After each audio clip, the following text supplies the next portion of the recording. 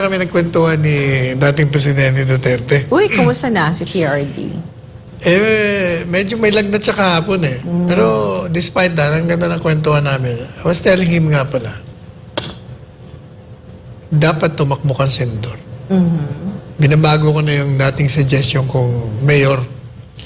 Kasi pag senador, iba, gaya niya nga ako, inaapi ka. Pag senador, at least meron kang kapangyarihan. Isa pa, para sa 2028, yun ang barometro mo. Kung anong tingin sa'yo ng tao ngayon pag tumakbo mo ng Senado. Para kung nasa top 3 ka, naku, delikado. Sigurado yung Duterte, matatakot sila lahat sa'yo. Pero iba na yung nandiyan ka kasi inaapi ka nga eh. Kaya tumakbo ka.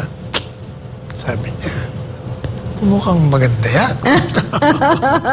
Mukhang maganda yan. Well, Di ba? Mukhang nag-aal